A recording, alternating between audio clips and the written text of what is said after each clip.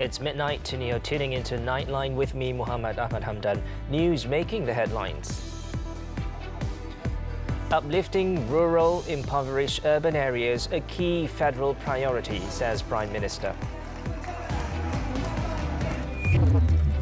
And Ops Global, more evidence of alleged abuse could be uncovered soon.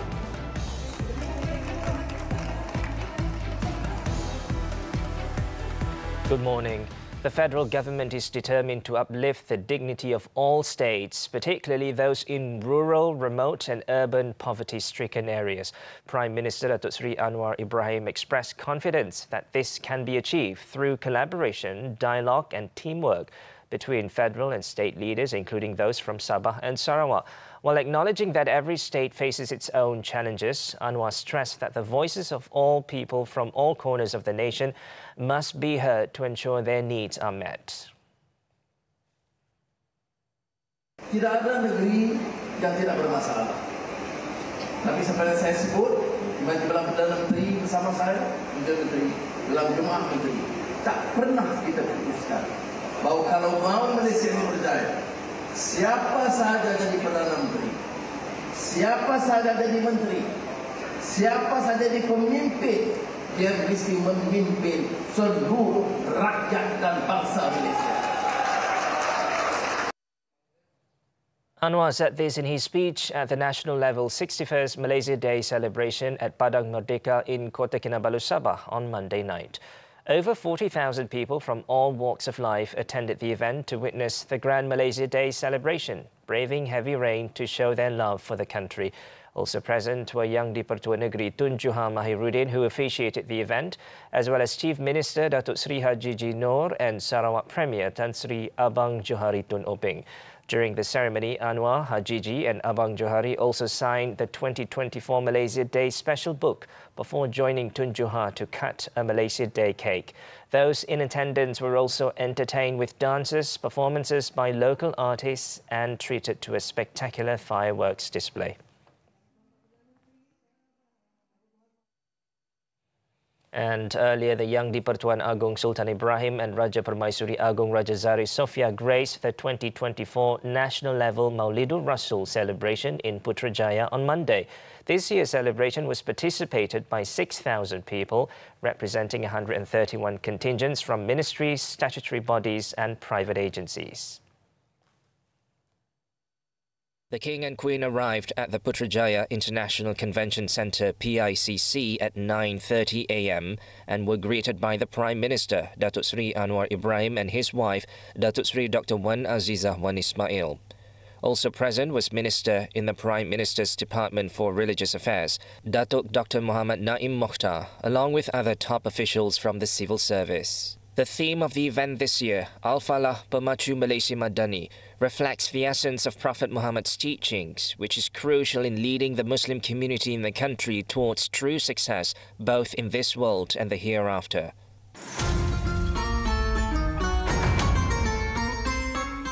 This time around, the event introduced an innovative use of technology through a media art presentation using light mapping, which featured graphics that interacted with the facade of the stage. This year also featured a special performance highlighting the character of Prophet Muhammad as a role model and a catalyst for prosperity in uniting humanity. Sultan Ibrahim later presented the Anugerah Perdana Maulidur Rasul Award to this year's winner, Sarawak Mufti, Datuk Kipli Yassin, who also received 50,000 ringgit, along with a trophy, medal and certificate of appreciation. He was given the award for his significant contributions to Islamic development at both federal and state levels, especially to the various ethnic communities. Keputusan-keputusan ini supaya orang bukan Islam juga memahami apa yang kita putuskan untuk orang Islam dan sebagainya. Akhirnya mereka dapat menerima bahawa inilah merupakan kehidupan beragama yang ada sempadan masing-masing. Sultan Ibrahim also presented the Anugerah Maulidur Rasul Awards to 6 recipients for their contributions in their respective fields, which have positively impacted the well-being and prosperity of society. Among them was Michael Tong Wai Siong, popularly known as Uncle Mike, after his story of adopting 3 orphaned Malay siblings caught the attention of the public. Each recipient of the award received 30,000 ringgit, a trophy and certificate of appreciation. Now, Muslims across the country celebrated Maulidul Rasul with various meaningful programs and colourful processions to show love for Prophet Muhammad. In Malacca, rain failed to dampen the spirit of over 6,000 people who joined the state-level Maulidul Rasul celebration. They were part of 121 contingents participating in a procession which began at the Tun Fatimah Stadium in Bukit Serindit and ended at the Dataran Pusat Islam Malacca, Bukit Pala. Yang di-Pertua Negeri Tun Muhammad Ali Muhammad Rustam and Chief Minister Datuk Sri Abdul Rauf Yusof also joined the procession. In Perak, Sultan of Perak, Sultan Nazrin Shah and Raja Permaisuri Perak, Tuanku Zara Salim graced the state-level Maulidul Rasul celebration at the Casuarina Convention Centre in Ipoh. The event was filled with meaningful religious programs, including recitation of the Quran, salawat and zikir, as well as silat performances. Sultan Nazrin also presented several awards, including the Zaid bin Thabit Award to Tun Abdul Razak Broadcasting and Information Institute Director General Roslan Arifin. Elsewhere in Terengganu, nearly 2,000 participants marched for more than 4 kilometres from Kampung Tuk Jiring, Kuala Nerus to the State Sports Complex in Gong Badak to show their devotion for Prophet Muhammad. A total of 59 contingents involving various government agencies, private sectors, non-governmental organisations, schools and higher learning institutions took part in the procession. Moving on, police believe that more evidence of abuse committed against children in welfare homes allegedly linked to Global Ikhwan Service and Business Holding GISBH will be uncovered soon. Inspector General of Police Tan Sri Razaruddin Hussein said police are studying several viral videos of children being abused, believed to have taken place in these homes. Kita minta supaya pihak task force kita buat report dan dikasar lah. Pasal mungkin ada mungkin video-video ni akan keluar lagi ni, dan kita juga cuba sedaya upaya untuk siasatan yang lebih telus lah. Dalam siasatan kita, tapi kita akan buka siasatan. The IGP was asked to comment on 2 such videos which have recently gone viral on social media, believed to show 2 victims enduring abuse. GISBH is now the focus of a police investigation after raids were conducted on 20 welfare homes allegedly linked to the group. The raids on Wednesday saw 402 people, some as young as 1-year-old, rescued. Police said the victims had endured various forms of exploitation and abuse, including being sodomized. Meanwhile, former members of GISBH may be called up soon to facilitate investigations into the company and the group's ideological doctrine. Religious Affairs Minister Dr. Muhammad Naim Mokhtar said the former members will be called by the special committee that was formed recently to conduct a thorough investigation into the case. Jawatan kuasa yang dibentuk di bawah saya ini, kita akan selesaikan dan muktamadkan kajian berkaitan dengan GISB tersebut. Ini termasuklah saya ingat nanti kita akan panggil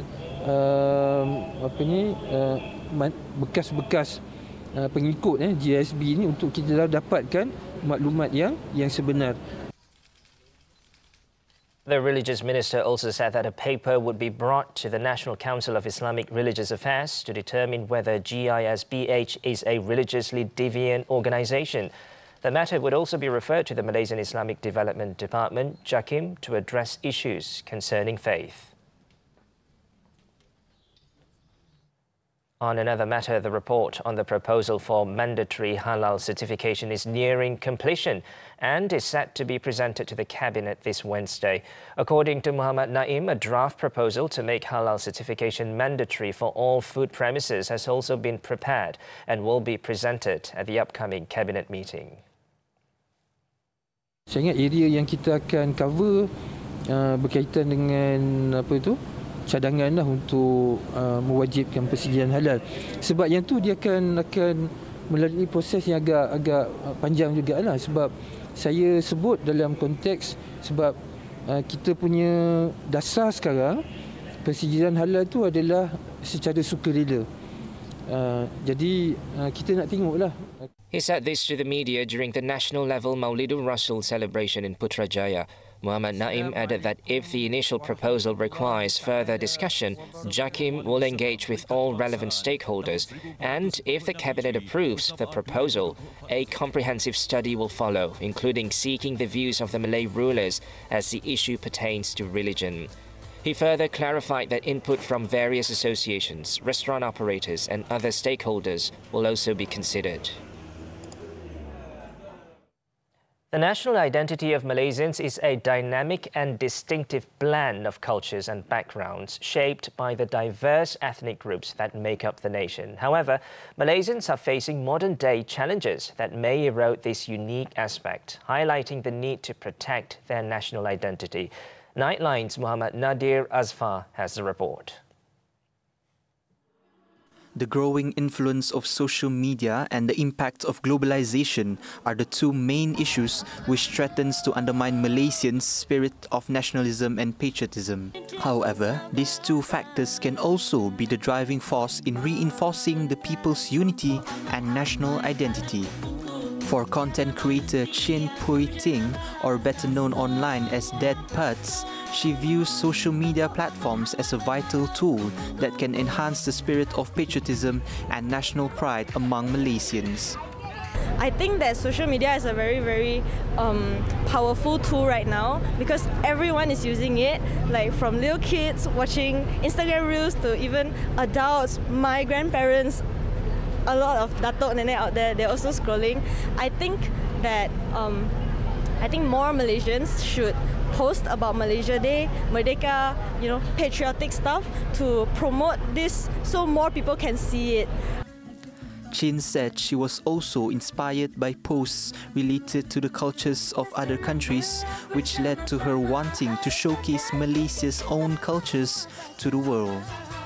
In China, there was this creator that managed to compile all of the traditional costumes of China from each tribe.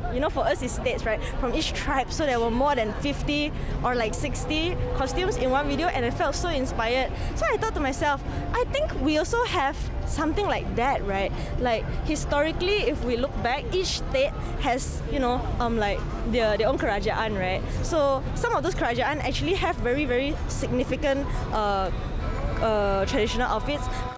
As for National Unity Advisory Council member Tan Sri Lee Lam Thai, he emphasized the importance of education, especially historical knowledge, in order for Malaysians to maintain a strong connection to their heritage and cultural values, while adapting in a way that retains their distinctiveness. As Malaysia encounters modern challenges, particularly related to globalization, it is crucial to safeguard our national identity while embracing positive changes. This can be achieved through education that emphasize our national history, our values, promoting the local arts and cultural heritage, and support small businesses that reflect the Malaysian identity. Lee also believes that politicians play an important role in fostering harmony and unity, which is crucial in maintaining Malaysians' national identity. This has to be addressed through the wisdom of our political leaders to downplay our differences and to celebrate our strength through diversity. We must be prepared to say no to racism, parochialism, narrow-mindedness, and nepotism. On the contrary, we must be ever ready to promote interfaith and inter-ethnic dialogue, and also to celebrate our multi-ethnic cultures. As we celebrate Malaysia Day, it is crucial for Malaysians to look back on the country's past and rich history to help them navigate today's challenges. This can also enrich their understanding and strengthen their commitment in preserving Malaysia's vibrant and unique national identity. I'm Muhammad Nadir Azfar for Nightline TV3. FBI probes second apparent Trump assassination attempt. This and more from the foreign front when Nightline returns. We live in a constant changing world, and the only thing we can expect is for all of that, through technology, to advance even faster. And so it's important and critical to connect with the consumer, to ensure that we are on top of their mind, to ensure that they understand what is our product and what is our offering. And the only way to do that is with advertising and using the right partners to do so.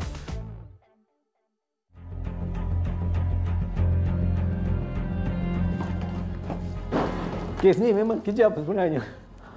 Terlampau kejam sangat boleh melakukan perkara macam ni. Iskandar, bangun. Api. Suspek dipercayai menggunakan minyak petrol yang dibeli untuk membakar pusat tahfiz berkenaan. Dan kita tegur anak saya, dia tersipu-sipu je, dia malu. Itu last yang mana tu dia pergi naik atas. Siapa kata gali kubur kerja biasa-biasa? Waris sedia sebagai penggali kubur. Bila kamu dah bersedia, baru kamu boleh pegang cangkul ni. Sebab dia kat KL tu tengah setia menanti acap. Tunggu sampai korang jumpa awet misteri ni. Allah! Hantu! Terus berjaga sampai pagi dibuatnya. Penggali Kubur dan Miss Sleepwalker mulai 18 September Isnin hingga Khamis 10 malam. Terbaru di Samarinda TV3 dan stream juga melalui Tonton. Welcome back. The suspected gunman in the apparent assassination attempt of former US President Donald Trump on Sunday has been charged with 2 counts of gun-related charges on Monday. 58-year-old Ryan Wesley Routh was charged with possession of a firearm by a convicted felon and possession of a firearm with an obstructed serial number. A detention hearing has been set for September 23rd and the arraignment is set for September 30th. On Sunday, US Secret Service agents fired at the suspect with a rifle in the bushes near the golf club, and he was later detained after being stopped on a highway. The Republican presidential candidate was safe and unharmed, but the incident raised fresh questions about how an armed suspect was able to get so close to him just 2 months after another gunman fired at Trump during a rally on July 13th, which grazed his ear with a bullet. Typhoon Bebinka has made landfall in Shanghai on Monday, marking the most powerful storm to directly hit the Chinese financial hub in more than 7 decades, packing top wind speeds of 151 kilometers per hour near its eye. Authorities said Bebinka landed in the city of nearly 25 million around 7:30 a.m. local time in the coastal area of Lingang New City in Shanghai's east. Flights and train services were cancelled, highways closed, and Shanghai's 25 million residents advised to stay at home. A 40 kilometers per hour speed limit was also imposed on roads inside the city. A red alert was in place and some 9,000 people evacuated from the Chongming district as local authorities ordered all vessels to return to port to avoid heavy seas. The death toll in Central and Eastern Europe has risen to 10 on Monday as Storm Boris continued to pummel the region, causing massive floods and chaos. According to authorities, a firefighter was killed during a flood rescue in Austria and 1 person drowned in Poland, while 2 more people were killed in Romania, as strong winds and heavy rains were forecast to persist for a 4th day. Thousands of homes have been damaged over the weekend, bridges swept away, and at least 250,000 households, mainly in the Czech Republic, were affected by power cuts. Czech police said they were now searching for 3 people who were in a car that plunged into the river Starycz. Meanwhile, 2 bridges collapsed in Poland, one in the town of Glukowozy and another bridge in the mountain town of Strony Śląski, where a dam burst. More rain and strong winds are forecast until at least Monday, though the rain eased on Sunday in Romania. In India, police have detained around 104 workers and union leaders protesting low wages at a Samsung Electronics plant in Tamil Nadu on Monday. According to authorities, the workers planned a protest march but were detained because no permission was granted. due to the presence of schools, colleges and hospitals in the area. It stressed that the protests could paralyze the main area and disturb public peace, adding that there was no timeline as to how long the workers will be detained. The workers have been protesting for 7 days, demanding higher wages, recognition for a union backed by labour group Centre of Indian Trade Union CITU, and better working hours.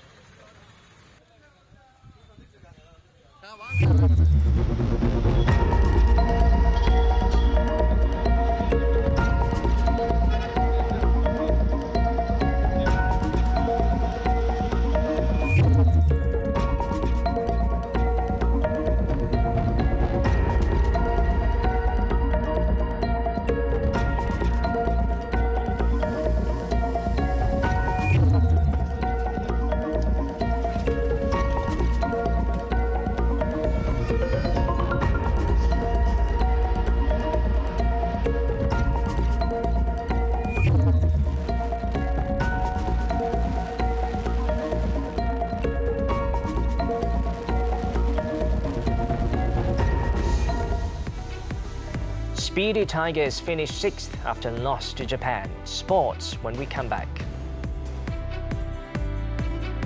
Itu 100 kilogram. Kita ada 2. Pontianak 200 kilogram. Kemboja datang ni nak tolong abang perangkap Pontianak. So sweet. Korang tak nak lari ke?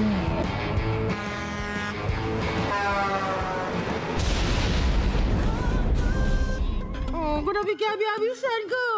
Ini tengkuk aku ke tengkuk kau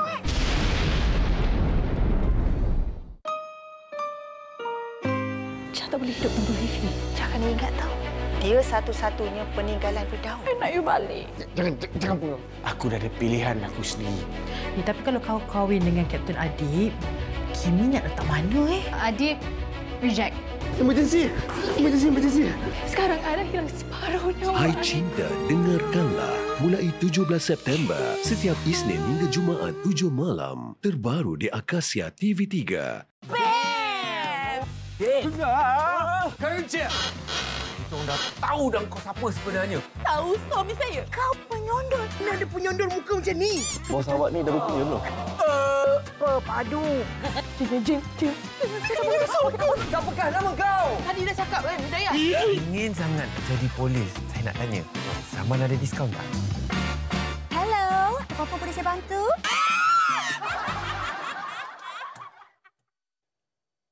We're back with sports. Hockey, the 2024 Asian Champions Trophy. It was a humiliating day for the Speedy Tigers as they finished last after being beaten 2-4 in a shootout following a 4-all draw in regulation time on Monday. In the 5th place classification match, the national men's team was on course for victory, leading 4-3 with 5 minutes left, thanks to goals by Faisal Sa'ari, Akhimullah Anwar Isuk and Fitri Sa'ari. However, their hopes were dashed when Seren Tanaka equalised in the last minute, taking the game to the shootout.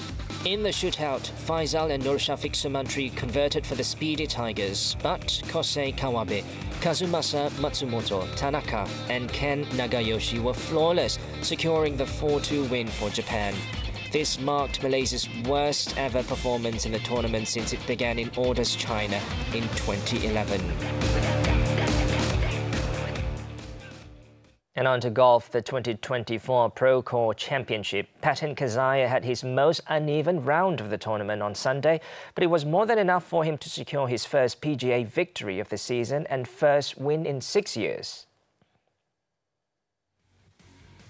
Entering the day with a 4-stroke advantage, Kazaya maintained his lead by shooting a 2-under par 70 to finish the tournament 20 under 268, 5 strokes ahead of his nearest pursuer.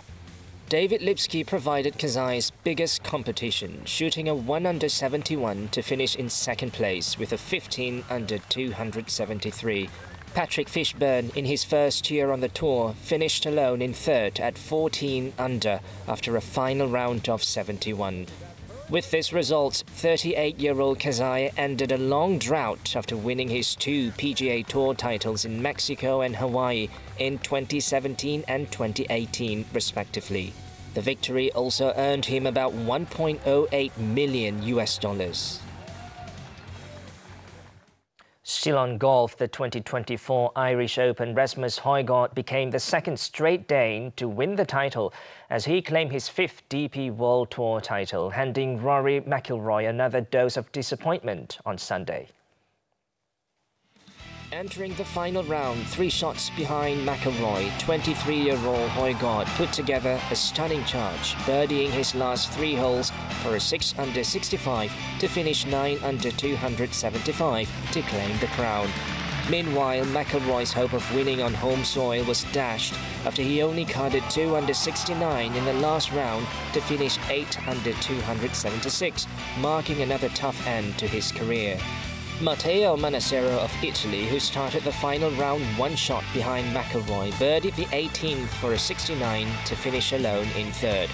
With the results, Højgaard took home about $1.2 million and became the youngest player since Jose Maria Olazabal in 1989 to collect 5 wins on the European Tour. Scores injured after express bus crashes into road divider. The details after this breather. 2-3 kucing berlari, duduk santai di depan TV. Jangan lupa jam 1 tengah hari, slot wayang jadi pilihan hati. 5 kali cinta. Stresnya. Titi kayu. Macam mana kita nak jumpa selalu macam dulu? Ketika daun berzikir. Tak, sekarang ni kenapa nak bela budak tu? Abang Samsing jemur kain. Ni macam nak bawa ni tak ada gear ni. Janji tengok tau, slot wayang bulan September. Setiap Jumaat di TV3 dan stream sekarang melalui Tonton. MSI menarik minggu ini. Bersama menyambut Hari Malaysia, menyemarakkan Jiwa Merdeka. Juga sambutan Maulidur Rasul, Al-Falah Pemacu Malaysia Madani bersama tokoh yang dirai. Karnival Maha ke-100 kembali, pelbagai aktiviti yang menarik. Vape dalam kalangan pelajar semakin membimbangkan. Dan soal wang bajet sambung belajar ke IPT. MSI Isnin hingga Jumaat 9.30 pagi hanya di TV3 dan stream melalui Tonton. Wanita hari ini. Fiza, 16 September ni cuti umum kan? Pelbagai perkongsian kami bawakan. Asam di darat, ikan di laut. Dalam kuali, bertemu juga pelbagai mana ikan kami bawakan. Anak tanpa media sosial, setuju atau tidak? Ini akan kita bincangkan Rabu nanti. Gangguan seksual jangan dipandang remeh. Apa yang perlu kita cakna dan boleh kita ambil tindakan jika diperlakukan. Bila mati rasa cinta, hilanglah kasih sayang. Ini dalam hikayat perkahwinan. Semuanya di WHI TV3 dan stream di Tonton. Thanks for staying with us. Dozens of Malaysians trying to enter Thailand by land for a holiday over the long weekend break were left stranded at the border when they were found to have passport issues. Most of the cases involve people who had been blacklisted by the Income Tax Department or because they had outstanding customs tax issues. According to Kedah Immigration Director Rizwan Zain, the data on these cases were obtained from the Bukit Kayu Hitam Immigration, Customs, Quarantine and Security (ICQS) complex. A total of 20 people were not allowed to leave the country due to income tax arrears, and another 9 people had outstanding customs tax issues. There were also 10 cases involving damaged passports, such as those that were torn, water damaged, had missing pages or had scratched pages.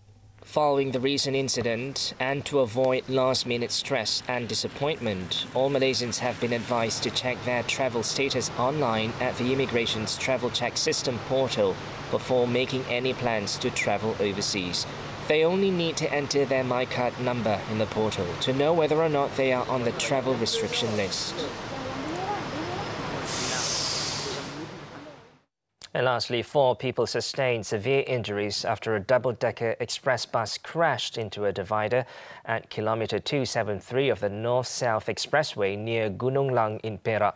The 4 were among 34 passengers travelling in the express bus during the accident. Ipoh District Police Chief Assistant Commissioner Abang Zainal Abidin Abang Ahmad said 19 passengers, including 3 children, suffered minor injuries, while 11 others escaped the accident unharmed. Preliminary investigation showed that the bus was heading to Kuala Lumpur from Pulau Pinang before the 56-year-old driver lost control of the vehicle and crashed into the road divider in the 12:15 a.m. accident.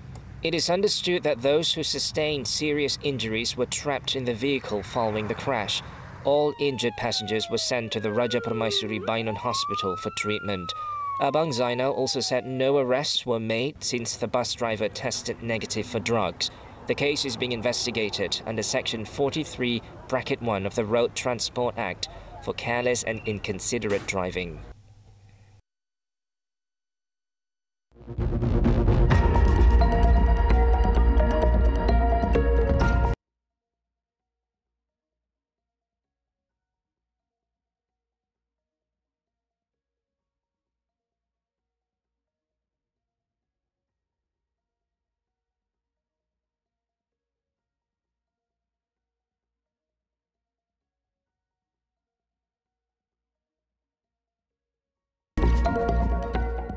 And that wraps up this edition of Nightline. We leave you with visuals of the dual celebration of the 2024 Malaysia Day and Maulidur Rasul held in Kota Kinabalu and Putrajaya, respectively.